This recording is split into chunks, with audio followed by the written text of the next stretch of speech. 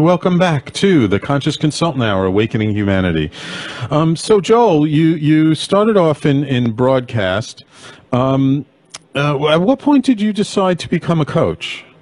Yeah, that's a great question as well. And that actually does go back a little bit more into my history. And, you know, Sam, I have always had just a driving passion to help people really get an understanding of who they are, so they could then grow into who they were created to be and serve, you know, people at the same time. And I think back to when I was a teenager. I was about, 15, 16 years old.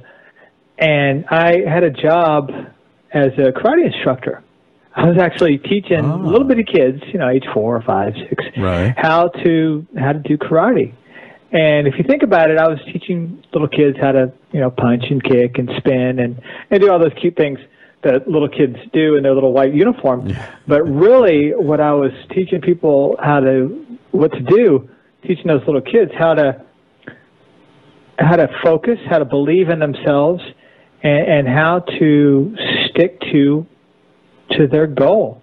Right, because martial arts is really more of a philosophy. I mean, it's not really, when you get to the heart of it, it's not really about fighting per se, but it's about learning sort of this internal philosophy and discipline, and you're just applying it as a way of defending yourself. Absolutely. And after high school, when I started college, went to Texas Tech, I got a job as a swimming instructor. And then all of a sudden, those little kids that I was teaching became teenagers. And all of a sudden, I was teaching teenagers something completely different. I wasn't teaching them how to, spar and defend themselves and things of that nature. I was teaching people how to, jump off the board and go underwater, learn how to swim. Right. And so the mechanics of what I was teaching people had changed, obviously, but really what I was teaching people had stayed exactly the same, and that is to, have confidence, to believe in themselves, and to get to their goal, how to stick to the program. Right. After college, I was a personal trainer, and again, the mechanics of what I was teaching people what to do had changed, but really it hadn't changed at all. I was still teaching people how to believe in themselves, how to be disciplined, so that they could get to their goal. And then later in life, I got a master's degree in counseling psychology, and I started working as a therapist. Oh, okay. Obviously, you see the pattern. Yes. Outlined by helping pretty people. much the entire track of my life, and now as an author and as a success coach. You know what, Sam? I just turned 47 the other day, and I'm doing the exact same thing I was doing at age 15.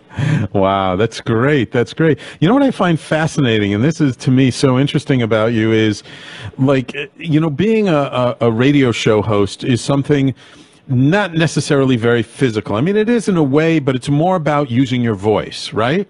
But Absolutely. You've had this whole other tract of your life that was a very physical component: martial arts, swim training, personal trainer. So it's like you balanced yourself out of, from on one hand, sort of this passion of sitting behind a microphone and basically being in a chair for many hours at a time, to being very physical and very active, outside the studio. Yeah, pretty much. I still say very active. I believe, activity is just such an integral part of who I am, and it's the way to get to true life success, being physically active in whatever you choose to participate in. Right. So how many years now would you say you've been doing your coaching work? Gosh, I stepped away from corporate America in Christmas 2006. Okay. And so that was 10 years ago. 10 years ago. Wow.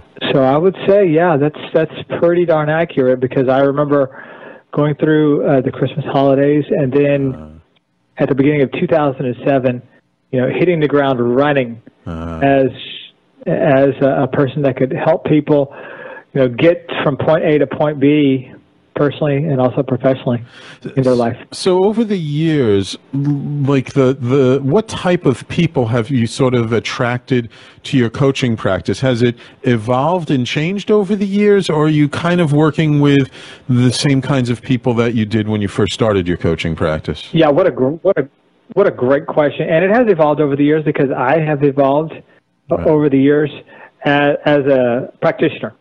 And as a provider. And to make a long story a little bit short, I have a tendency to not that, but I'll try this time just to respect your time and the time of your listeners. But it seems to be that the people that resonate the most with my coaching style seem to be, 45, 50, 55-year-olds, people that are in that kind of a transition in their life, and they're looking to make a transition not because they have to, but because they want to.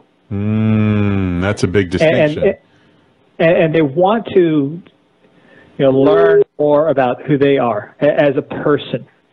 They want to understand their skills and abilities, their personality style, their values, dreams, and passions, not just so that they can know that stuff and put it on a shelf, right? But so that they can put wheels underneath it and move with it, and use it to impact their lives and also the lives of those people that mean the most to them. And that can be their family. Right. That can be their friends, people that they went to school with, friends from church, or that can be their clients, people that they're here to serve. Right. We can definitely take that inner knowledge, the knowledge of that inner game, and apply it to a business, like opening up a consultant practice or a coaching business or a service-based business, or not. Right. It's completely up to the person what they want to do once they arm themselves with knowledge and understanding of their best features and their enduring qualities. Right. Did that answer your question? Hope it did. Yeah. No, it gave me an idea. It's interesting how sort of as time has developed, more people have been interested in sort of changing their life, changing their careers, doing something different. And at the same time, with the tools that we have available now, it's actually easier than it's ever been before, hasn't it? Absolutely. There's more information than what we know how to do with, and that is a blessing and a curse. Yes, absolutely. But the blessing is that if we are committed to finding our way back to ourselves. Right. Think about that as a visual image, finding your way back to yourself. If we promise that we're going to do that for ourselves, gosh, there is an unbelievable amount of useful information and people that can help you do just that. Linking arms with someone like you or someone in your network, and walking alongside people that have traveled that journey before in their own lives and have some ideas and some practices that have worked for them that they can share. Right. Absolutely. And like I said before, it's also like the tools are so available now. It's you can set up an online business, just as an example. Not that everybody should. There are lots of people who shouldn't. But if you wanted to, the barrier to entry is so low now, so that if you have some idea, whether it's for an app or an online store or just a blog that you can monetize, you can really do it without having to have hundreds of thousands of dollars to invest in a business, which is very, very different from traditional business. Right. And that's still stumping a lot of people, I think. Yes. From launching the business that they've been promising themselves that they would. I think that a lot of folks are stuck in this rut of old school thinking. Yeah. Of I've got to lease a building. Right. I've got to hire a staff. Right. I've got to furnish my office. I've got to get equipment. Yeah. And things of that nature. Well, while that was true at one point in time, it's not true today. No. Because you could start your business out of a closet. Matter of fact, I was seriously, let me think here. I was being interviewed yesterday. No, I'm sorry. I was interviewing someone 2 days ago, and they were launching their business, and they were in their closet. Behind them, I saw their wife's clothes. It wasn't her delicate garments, right? But I saw his wife's clothes because he was using his podcast as part of his marketing funnel, which is smart, by the way. Wow, cool. And he was literally in his closet where he was starting his thing. Mm-hmm. Wonderful.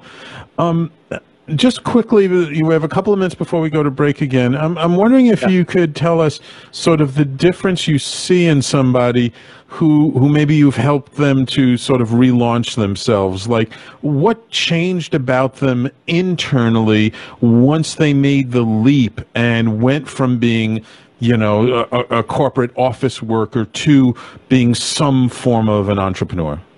Okay. Do you want me to answer that now, or do you want me to... if you can give us maybe just a quick answer. Okay. Quick answer before the break is that I think people have really got a handle, with a firm grip, a handle on who they really are as a person and what they have to offer to the world. And the people that are willing to embrace some of that understanding, those are the people that go far, and they're able to take that knowledge and do something with it to give it some mobility. And now on the other side, I think the folks that kind of are still spinning their wheels are the ones that are still fighting with that inner civil war that's going on inside them, where they try to change themselves into some other kind of person. Okay. All right, great. Thanks, Joel. All right, so we'll take a quick break, and when we come back, let's talk about how you got into sort of that podcasting side and what kind of led you to make that decision, okay? Sure.